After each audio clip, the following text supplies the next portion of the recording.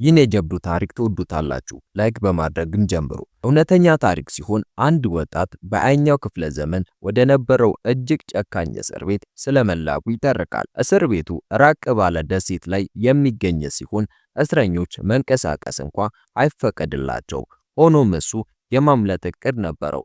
ከደቡብ አሜሪካ ሰሜናዊ ምስራቅ ራቅ ባለ ስፍራ በባህር ሙሉ በሙሉ የተከበበች ደሴት ትገኛለች። በዚህ ደሴት የባህር ላይ እስር ቤት ተሰርቷል። የፈረንሳይ መንግስት ይህንን ቦታ ለአደገኛ ወንጀለኞች ማቆያነት ይጠቀምበት ነበር። ታሪኩ የሚጀምረው በ1931 ዓ.ም ፓሪስ ውስጥ ነው። ዋናው ገጸ ባህሪ ኤንሪ ፓፒሎን በመባል የሚታወቅ ሲሆን ለማፊያ አለቆች ዳይመንዶችን የሚሰርቅ የተዋጣለት ኪስ አውላቂ ነበር። ፓፒሎን የተወሰኑ የተሰረቁ ዳይመንዶችን ለራሱ ያስቀራል። ነገር ግን በማፊያ አለቃው ታማኝ ሰው ተያዘ። አለቃው ራሱ በሰራው ግድያ ፓፒሎንን ያጠምደዋል። በዚህ ምክንያት ፓፒሎን የዕድሜ ልክ እስራት ተፈረደበት። መድረሻው ደግሞ አስፈሪ የባህር ላይ እስር ቤት ነበር። ፍርዱ ከተሰጠበት ጊዜ ጀምሮ ፓፒሎን ለማምለጥ ቆርጦ ነበር። ወደ እስር ቤቱ ለመዛወር ሲጠብቅ ሌላም የማምለጥ እቅድ ከነበረው ጁሎት ከተባለ እስረኛ ጋር ይታወቃል። ለማምለጥ ለጠባቂዎች ጉቦ ለመስጠትና ከደሴቲቱ ለመሸሽ ጀልባ ለመግዛት ብዙ ገንዘብ እንደሚያስፈልጋቸው ለፓፒሎን ይነግረዋል። በጁሎት አስተያየት ብዙ ሀብታም እስረኞች በእስር ቤት ውስጥ የሚፈልጉትን ነገር ለማግኘት ጥሬ ገንዘብ በሰውነታቸው ውስጥ ይደብቃሉ። ወደ ደሴቲቱ ሊላኩ ከታቀዱት እስረኞች መካከል ሉዊስ ሌጋስ የሚባል መነጽር ያደረገ ቀጭን ሰው ነበር። እሱ ሚሊዮነር ነበር። ብዙ እስረኞች ዴጋስ ገንዘብ በሰውነት ውስጥ እንደደበቀ ያምኑ ነበር እና ለራሳቸው የማምለጫ ሙከራ ለመጠቀም ሲሉ እሱን ሊገድሉት ይፈልጉ ነበር። ፓፒሎን ግድያ መፈጸም ባይፈልግም በጁሎት ቃል ተመስጦ ገንዘብ የሚያገኝበትን መንገድ ይፈልጋል። ፓፒሎን ዴጋስና ሌሎች እስረኞች ወደ ደሴቲቱ እስር ቤት በሚያመራው መርከብ ተጫኑ። በመርከቡ ላይ ፓፒሎን በድብቅ ዴጋስን ቀርቦ ሌሎች እሱን ኢላማ እያደረጉት እንደሆነ ያስጠነቅቀዋል። እናም በክፍያ ሊጠብቀው ሐሳብ ያቀርባል። ዴጋስ ግን አያምነውም፣ ሐሳቡንም አይቀበልም። ፖሊሶች ይጠብቁኛል ብሎ ነበር ያሰበው። ብዙም ሳይቆይ ምን ያክል የዋ እንደሆነ ተረዳ። በዚያው ምሽት አንድ እስረኛ ሁሉም በተኛበት የጠረጴዛ ቢላዋ ተጠቅሞ አብሮት ያለውን እስረኛ በቢላ ወቅቶ ይገድለዋል። ከዚያም በውስጡ የደበቀውን ገንዘብ አወጣ። ፖሊሶቹ ከገንዘቡ ድርሻ ለማግኘት ተስፋ በማድረግ ባላይ ያለፉ። ይህን ያየው ዴጋስ ደነገጠ። ጠዋት ፓፒሎንን ፈልጎ የግል ጠባቂ አድርጎ ቀጠረው። ፓፒሎን በደስታ ተስማማ። ዴጋስ ጥበቃ ያስፈልገው ነበር። ፓፒሎን ደግሞ ለማምለጥ ገንዘብ አስፈልጎት ነበር። ያ ምሽት ያው ገዳይ ዴጋስን ኢላማ አደረገ። ድርጊቱን ሊፈጽም ሲል ፓፒሎን ተፋለመው። በወንጀለኞች ዓለም ያደገው ፓፒሎን ለድብድብ እንግዳ አልነበረም።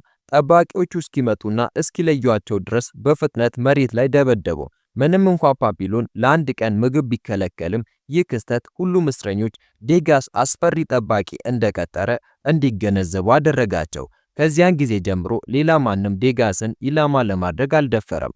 እስረኞቹን የጫነው መርከብ በመጨረሻ እስር ቤቱ ወደሚገኝበት ደሴት ደረሰ። እስረኞቹ ቦታውን እንደረገጡ የበላይ ጠባቂው ከባድ ትምህርት ሰጣቸው። የማምለጥ ሕልም ያለው ማንም እዚህ ተሳክቶለት አያውቅም ነበር። ለማምለጥ ሲሞክር ለመጀመሪያ ጊዜ የተያዘ ሰው ለ2 ዓመት ሙሉ ለብቻው አንድ ክፍል ውስጥ ይታሰራል። ለሁለተኛ ጊዜ ያመለጠ ሰው ለ5 ዓመታት ለብቻው ይታሰራል። ከዚያም ተስፋ ቆርጦ እንዲሞት ወደ ሌላ ሙሉ በሙሉ ወደ ተነጠለ ደሴት ይዛወራል። ከዚያም በላይ አንድ እስረኛ በሚያመልጥበት ጊዜ ፖሊስ ቢገድል አንገቱ በሰይፍ ተቆርጦ ይገደላል። የበላይ ጠባቂውን አስፈሪ ማስጠንቀቂያ ሲሰሙ አብዛኞቹ እስረኞች የማምለጥ ሐሳባቸውን ትተዋል። ነገር ግን አሁንም ጥቂቶቹ ከደሴቱ ለመሸሽ ወስነው ነበር።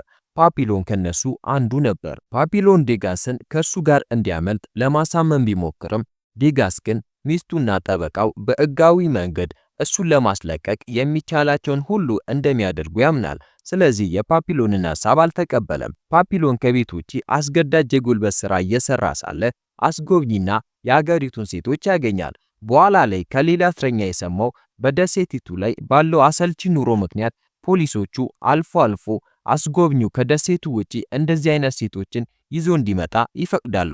ከአስጎብኚው ጋር ተግባባ። አስጎብኚው ፓፒሎን 4000 ፍራንክ ከከፈለው በጀልባ ከደሴቲቱ ሊያሻግረው ተስማማ። ነገር ግን መጀመሪያ ፓፒሎን ከእስር ቤቱ እንዴት ማምለጥና ወደ ወደቡ መድረስ እንዳለበት ማሰብ አለበት። ፓፒሎን የማምለጫ ዕቅድ ከማምጣቱ በፊት በእስር ቤቱ ውስጥ ያልተጠበቀ ክስተት ተከሰተ። የበላይ ጠባቂው በድንገት ሁሉንም እስረኞች ሰበሰበ። ፓፒሎን የሚያውቀው ጁሎት ሲያመልጥ ተይዟል። እናም በዚያ ጊዜ ሁለት የእስር ቤት ጠባቂዎችን ገድሎ ነበር። የበላይ ጠባቂው እሱን ምሳሌ ለማድረግ በሕዝብ ፊት እንዲገደል አዘዘ። እዚያ ያሉት ብዙ እስረኞች መግደል ስለለመዱ ይሄ ብዙም አላስደነገጣቸው። ነገር ግን ዴጋስ በጣም ፈራ። መላ ሰውነቱ ከቁጥጥር ውጪ ተንቀጠቀጠ። ይህም የበላይ ጠባቂውን ትኩረት ሳበ። የበላይ ጠባቂው የጁሊን አስክሬን ለማንሳትና ለመቅበር ኦም ብሎ ዴጋስን ከፓፒሎን ጋር ይመድባል። ሁለቱም አስክሬኑን ወደ ቅርብ ተራሮች ወስደው መቅበር ነበረባቸው። በመንገዱ ላይ በሬሳ መሸፈኛው ጨርቅ በኩል ደም ሲወጣ እያየ ይበልጥ ደነገጠ። በመጨረሻም በፍርሃት ሽባ ሆኖ በቦታው ላይ ደንዝዞ ቀረ። የሚቆጣጠራቸው ፖሊስ ወዲያውኑ የቆዳ ጅራፍ አውጥቶ ያለ ርህራሄ ደጋግሞ ገረፈው። የገንዘብ ደጋፊው በደም እስኪነከር ድረስ ሲደበደብ ያየው ፓፒሎን ድንጋይ አንስቶ በጠባቂው ራስ ላይ ሰበረ። ፓፒሎን ፈራ። በድንገት የእስር ቤት ጠባቂ እንደገደለ ተገነዘበ። በፍርሃት ተውጦ ሳያስበው አስክሬኑን ጥሎ ብቻውን ወደ ባህር ዳርቻ ሸሸ። ሆኖም በአቅራቢያው በሚዘዋወሩ ጠባቂዎች ታየ። ወዲያው ማሳደድ ጀመሩና ተኩስ ከፈቱ። ጥይቶቹን ለማስወገድ ፓፒሎን ወዳገኘው ወንዝ ዘሎ የሚያሳድዱትን ጠባቂዎች ማምለጥ ቻለ። ነገር ግን ከደሴቱ ለማምለጥ ጀልባ ያስፈልገው ነበር። በሌሊት ፓፒሎን ወደ ወደቡ ሄዶ ቀደም ሲል የተስማማውን አስጎብኚ አገኘ። ሆኖም ቃል የገባለትን ክፍያ አልያዘም ነበር።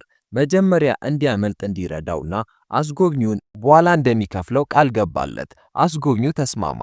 ፓፒሎን በደስታ ወደ ጀልባው ሊገባ ሲል በርካታ ጠባቂዎች በድንገት ከጨለማው ወጥተው ያዙት። አስጎብኚው ቀድሞውኑ ጉቦ ተሰጥቶት ነበር። ፓፒሎን በፍጥነት አዛዡ ጋር ቀረበ። እንደ ዕድል ሆኖ ፓፒሎን በድንጋይ የመታው ጠባቂ አልሞተም ነበር፣ ራሱን ስቶ ብቻ ነበር። በዚህ ምክንያት ወዲያውኑ እሱን ላለመግደል ወሰነ። ለ2 ዓመት ለብቻው እንዲታሰር ተደረገ። የብቸኝነት ክፍሉ 4 ካሬ ሜትር የማይሞላ ትንሽ ጥቁር ክፍል ነበር። ፓፒሎን በውስጡ 2 ዓመታት ለመቆየት ተገደደ። በእያንዳንዱ ምሽት በጠንካራ የእንጨት ሰሌዳ ላይ መተኛ። እያንዳንዱ ምግቡ ሕይወቱን በጭንቅ የሚያቆይ ቀጭን የአትክልት ሾርባ ነበር። አንድ ጊዜ የፈነከተው ጠባቂ ሁሌ እየመጣ ቁጣውን ለመወጣት ይደበድበዋል። ፓፒሎን ረሃብና ድብደባ መታገስ ይችል ነበር። በጣም ያሰቃየው ግን ዝምታው ነው።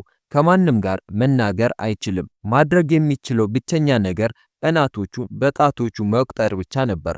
ከ2 ወራት በኋላ ያልተጠበቀ ነገር ተከሰተ።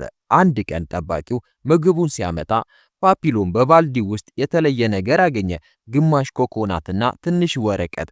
ይህም ካሁን በኋላ በየቀኑ ኮኮናት እንደሚያገኝ ይገልጻል። ምንም ፊርማ የለው።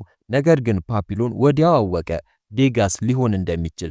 ጠባቂዎቹን ጉቦ ሰጥቷቸው መሆን አለበት። ያ ግማሽ ኮኮናትና የዴጋስ ትንሽ ደግነት የፓፒሎንን የመኖርና የማምለጥ ፍላጎት እንደገና ቀሰቀሰው። የበላይ ጠባቂው የተናገረውን አሰበ። መግደል ወንጀል ከሆነ ምናልባት እነዚህ 2 ዓመታት የብቸኝነት እስር ለእርሱ ቅጣቱ ሊሆን ይችላል። ዕዳውን ከፍሏል። ከአሁን በኋላ ይህን እስር ቤት ለማምለጥና ትርጉም ያለው ሕይወት ለመጀመር ቆርጦ ነበር። ግን ሰላሙ ብዙም አልቆየም። የበላይ ጠባቂው በድንገት በፓፒሎን የምግብ ባልዲ ውስጥ የተደበቀውን ኮኮናት አገኘ። ይህ ነገር የበላይ ጠባቂውን አስቆጣው። በቁጣ ብዛት ጉቦ የተቀበለውን ጠባቂ ገደለው። ከዚያም ቁጣውን ወደ ፓፒሎን አዞረ እና በየቀኑ ግማሽ ኮኮናት እንዲሰጠው ጠባቂውን ጉቦ የሰጠው ማን እንደሆነ እንዲናገር ጠየቀው። ግን ፓፒሎን ደግ ልብ ያለውን ጓደኛውን ለመክዳት አልፈለገም እና ዝም አለ። አቋሙ የበላይ ጠባቂውን ይበልጥ እንዲቆጣ አደረገው። እንደ ቅጣትም የበላይ ጠባቂው የፓፒሎንን ዕለታዊ የምግብ ድርሻ በግማሽ እንዲቀነስ አዘዘ። ከ3 ወራት በኋላ ተስፋ እየቆረጠ ባለበት ወቅት የበላይ ጠባቂው በድንገት አንድ ጎድጓዳ ሳህን የስጋ ሾርባ ይዞ መጣ። ኮኮናቱን ያመጣውን ሰው ስም ከገለጸ በየቀኑ ጣፋጭ የስጋ ሾርባ እንደሚሰጠው ነገረው። ራብ ላይ ቢሆንም ፓፒሎን ፈተናውን ተቋቋመ እና አሁንም ዴጋስን አልከዳው። መንፈሱን የበለጠ ለመስበር የበላይ ጠባቂው በእስር ቤት ውስጥ ያለው ብርሃን እንዲዘጋ አዘዘ። አሁን ፓፒሎን በእውነተኛው ጥቁር ክፍል ውስጥ ነበር። ብርሃን የለም፣ ድምጽ የለም። የአእምሮ ሁኔታው በፍጥነት ተበላሸ። መደናገር ጀመረ። ግን ያኔም ቢሆን ዴጋስን አሳልፎ አልሰጠም። በመጨረሻ ይህን ከባድ ስቃይ ከታገሰ በኋላ ፓፒሎን ሙሉ 2 ዓመት አሳለፈ። በመጨረሻም ሲለቀቅ ሊሞት ነበርና የጠባቂዎች ድጋፍ ከሌለ መራመድም አይችልም። ወደ ሕክምና ክፍል ተላከ። ከተወሰነ የማገገሚያ ጊዜ በኋላ ይህን ሲሰማ ዴጋስ በችኮላ ለመጠየቅ መጣ። በዚህ ጊዜ ዴጋስ የፋይናንስ እውቀቱን ተጠቅሞ የበላይ ጠባቂው የግል የፋይናንስ አማካሪ ሆኖ ነበር። በበላይ ጠባቂው እምነት ስላገኘ በመላው እስር ቤት በነፃነት እንዲንቀሳቀስ ተፈቅዶለትም ነበር። ዴጋስ ፓፒሎን አሳልፎ ባለመስጠቱ በጣም አመሰገነው። እብድ የነበረው ፓፒሎን በድንገት ወደ እውነተኛ ማንነቱ መጣ።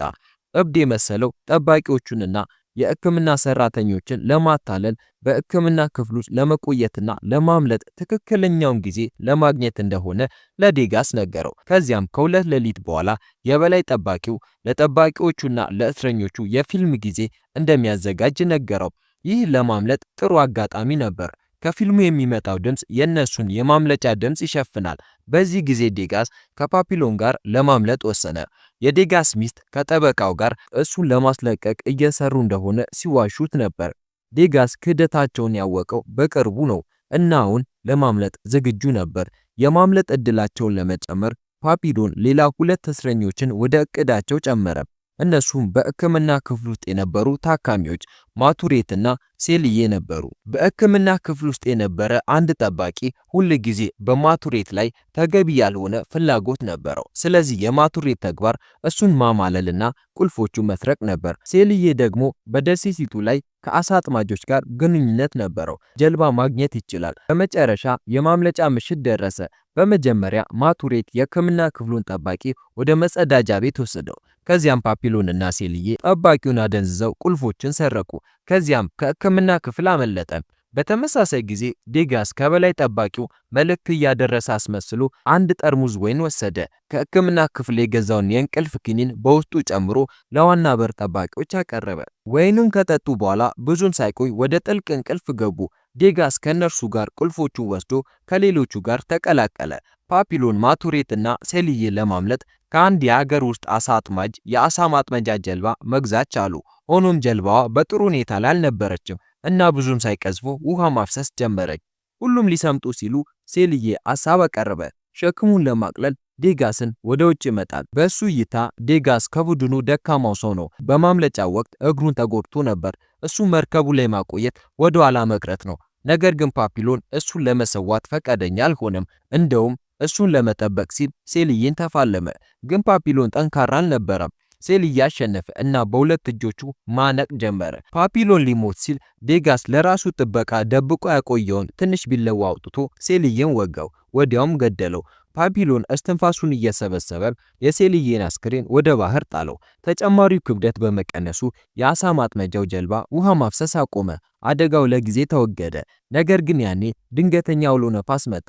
ጀልባዋ በኃይል ተናወጠች። እናም ብዙ ሳይቆይ ሶስቱም ሰዎች ራሳቸውን ሳቱ። በመጨረሻ ሲነቁ በአካባቢው ሴቶች እንደተረፉና ወደ ሌላ ደሴት እንደተወሰዱ አወቁ። ተስፋ ማግኘት ሲጀምሩ የእስር ቤት ጠባቂዎች መጡ። ሴቶቹ ሶስቱ ያመለጡ እስረኞች እንደሆኑ አውቀው ሪፖርት አድርገዋል። ማቱሬት ለማምለጥ ሞከረ እና በጥይት ተመቶ ሞተ። ፓፒሎን እና ዴጋስ እጅ ከመስጠት በቀር አማራጭ የላቸው። ይህ የፓፒሎን ሁለተኛ የማምለጫ ሙከራ ስለሆነ ለ5 ተጨማሪ ዓመታት ለብቻ እስራት ተፈረደበት። ዴጋስ በበኩሉ እስረኞች እንዲሞቱ ወደሚተዉበት ወደ ዲያብሎስ ደሴት ተላከ። ዓመታት አለፉ። ረጅም 5 ዓመታት በመጨረሻ በቃ። በዚህ ጊዜ የፓፒሎን ጸጉር ሙሉ በሙሉ ሽበት ሆኗል። የ50 ዓመት ሰው ይመስላል። ግን የበላይ ጠባቂው አሁንም ከእርሱ ጋር አልጨረሰም። ፓፒሎን ከዚህ በፊት ወደ ተላከበት ወደ ዲያብሎስ ደሴት ተላከ። ይህች ደሴት ጠባቂ አልነበራትም፣ አጥርም የላትም። ምክንያቱም ደሴቷ ራሷ የተፈጥሮ እስር ቤት ነበረች። በሻርኮች በተሞላ ውሃ የተከበበች በመሆኗ ማምለጥ የማይቻል ነው። ወደዚያ የተላኩ አብዛኞቹ እስረኞች ከብቸኝነት የተነሳ እብድ የሆኑ ነበር። ፓፒሎን የድሮ ጓደኛው ዴጋስ ከነዚህ ሁሉ ዓመታት በኋላ ጤንነቱን ጠብቆ በማግኘቱ ደስ አለው። ግን ፓፒሎን የማምለጥ ሐሳቡን አልተወም። በየቀኑ በባህር ዳርቻው ይራመዳል። ማዕበሉን ይመለከታል። ውቅያኖሱን ያጠናል። አንድ ቀን በማዕበሉ እንቅስቃሴ ውስጥ አንድ ነገር አየ። እናም ሐሳብ ሰጠው። በደስታ ቀለል ያለ መርከብ መገንባት ከቻሉ በውሃ ፍሰት ተንሳፈው ወደ መሬት ሊመለሱ እንደሚችሉ ለዴጋስ ነገረው። በፓፒሎን ቁርጠኝነት የተነሳ ዴጋስ መርከቡን ለመገንባት ተስማማ። በአንድነት ከዘንባባ ቅጠሎች የተሰሩ 2 ትላልቅ ከረጢቶችን አገኙ እና ብዙ ባዶ ኮኮናትን ሰበሰቡ። ኮኮናቶቹን ወደ ከረጢቶቹ ውስጥ አስገቡ። ሁለት ጊዜያዊ ጀልባ ፈጠሩ። ሁሉን ነገር ጨርሰው ሊወጡ ሲሉ ዴጋስ በድንገት የዲያብሎስ ደሴት ኑሮ እንደለመደና መሄድ እንደማይፈልግ ለፓፒሎን ነገረው። ፓፒሎን ደነገጠ። ዴጋስ ከብዙ ዓመታት እስራት በኋላ በቀላሉ የማምለጥ ድፍረቱን እንዳጣ መናገርም አልቻለም። ፓፒሎን ጓደኝነታቸውን ከፍ አድርጎ የሚመለከት ሰው እንደመሆኑ የዴጋስን ውሳኔ ማክበር ነበረበት። ውሳኔውን አከበረ። ብዙም ሳይናገር ዴጋስን ከልቡ አቅፎ አንዱን ጀልባ ይዞ ወደ ባህር ዘለለ። እንደ ዕድል ሆኖ በማዕበል አልተሰበረም ወይም በሻርኮች አልተጠቃም። በኮኮናት መርከቡ ላይ ተኝቶ የውቅያኖሱ ፍሰት እንዲወስደው ፈቀደ። ጓደኛው ወደ አድማስ ሲጠፋ እየተመለከተ ዴጋስ የእውነተኛ መጽናናትና እፎይታ ስሜት ተሰማው። ታሪኩን ከወደዳችሁት ላይክ አድርጉ። ቻናሌን ደግሞ ሰብስክራይብ በማድረግ በተመሳሳይ ፊልም እንገናኝ።